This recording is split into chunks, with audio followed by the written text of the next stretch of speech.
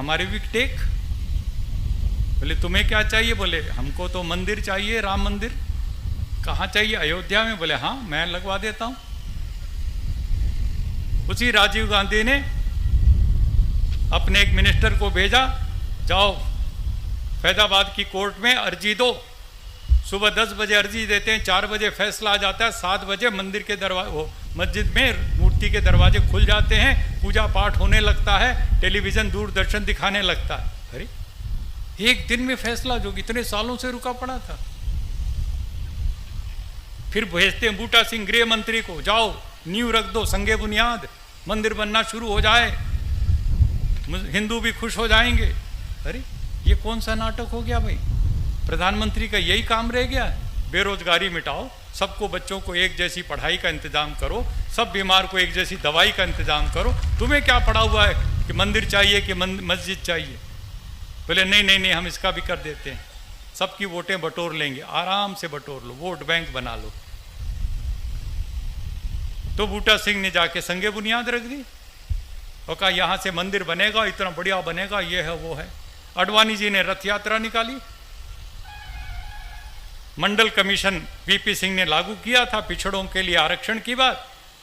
अडवाणी ने सोचा यार ये सारे पिछड़े तो हिंदू हैं और इसको ये ले जाएगा, मेरे पास क्या रहेगा, मैं किस पार्टी का नेता बना रहूँगा, तो कैसे इनको लाया जाए? बोले तेरे पास मंडल है वीपी सिंह, मेरे पास कमंडल है, और मैं कमंडल से देखता हूँ तेरे हिंदुओं को मैं इधर ले आऊँगा तोड़ के।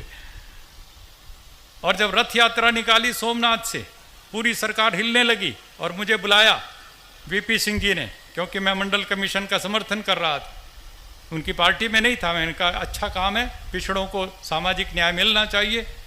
तो उन्होंने मुझे कहा स्वामी जी इसका भी कोई हल निकालो, इस मंदिर का, ये मस्जिद वाला जो बाबरी मस्जिद। मेरे दोस्त थे सैयद साहबुद्दीन, हमारी पार्टी में थे, चंद्रशेखर जी के साथ मैं भी और वो भी। तो मैंने उनसे जाकर के पूछा, जफर याब जिलानी साहब से बात की, कोई रास्ता बताइए। उन्होंने मुझे बताया रास्ता। कहने लगे मस्जिद की जगह जो है पूरी की पूरी 2.7 एकड़ जमीन है, उसके सामने 65-67 एकड़, लगभग 70 एकड़ जमीन खाली पड़ी है, वो जमीन दे दीजिए इनको। जब अडवाणी जी रथ यात्रा में बैठ के दिल्ली आए, इधर आने से पहले, पटना के बिहार में घुसने से पहले, बिहार में घुसने से पहले तो लालू जी ने गिरफ्तार कर लिया, उससे पहले की बात मैं बता रहा हूँ। जब वीपी सिंह जी आए और कहने लगे ये क्या समाधान है, तो हमने वो नक्शा खोल करके बताया उनको कि देखिए ऐसा ऐसा भव्य मंदिर बन सकता है, आप ले लीजिए जितनी ज़मीन चाहिए, 3.25 एकड़ को छोड़ के, और 30 एकड़ ले लीजिए, 35, 40, 50 एकड़ ले लीजिए। तो अडवाणी जी मुस्कुराए और बोले मुझे बेवकूफ़ समझ रखा है कि मैं राम का एक और मंदिर बनाने निकला हूँ? आपने मेरा नारा नहीं सुना? हमने कहा उनसे एक बार फिर बताइए क्या है नारा? कह लगे सौगंध राम की खाते हैं, मंदिर वहीं बनाएंगे। बोलने लगे वहीं का मतलब समझिए। हमने कहा वहीं का मतलब तो अयोध्या में। बोले ना, वहीं का मतलब है वो जो बाबरी मस्जिद है उसके बीचों बीच में 4 फुट बाई 4 फुट का जो मिंबर होता है जिस पे खड़ा होके इमाम खुतबा करता है, वहीं ठीक उसी जगह पर राम जी पैदा हुए, रामलला। उसी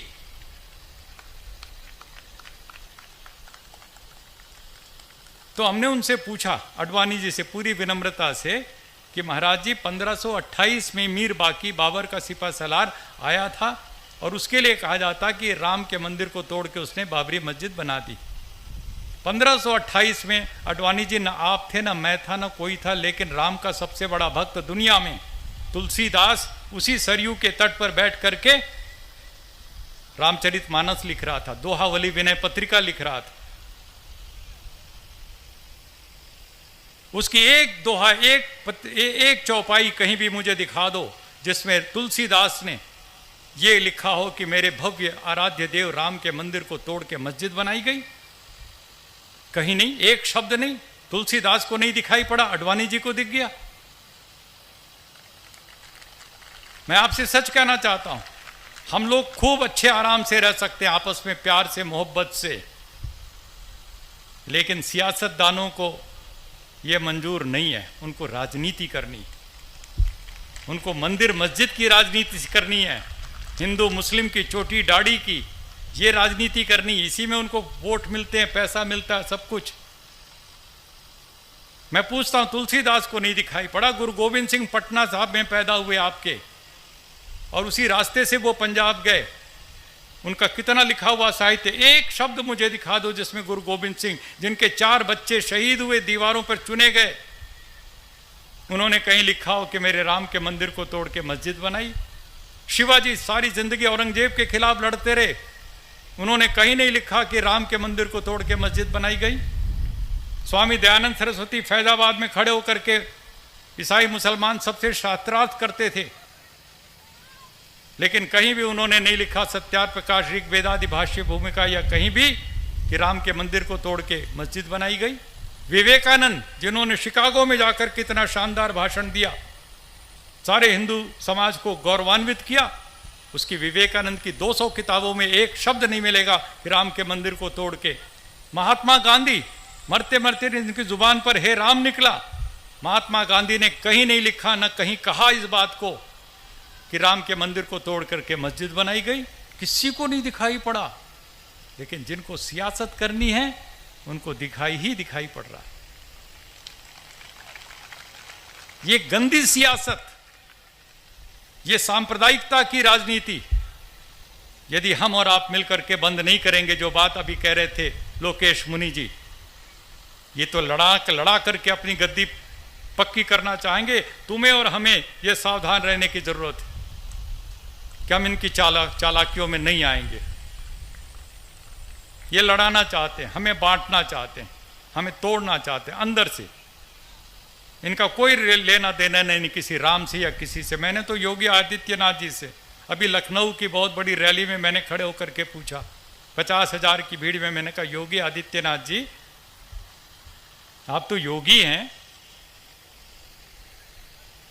और मुख्यमंत्री भी हैं, और आप कह रहे राम का मंदिर बनाना है, तो राम का मंदिर बनाने से पहले पूरे उत्तर प्रदेश में रम के मंदिर तो बंद कर दो।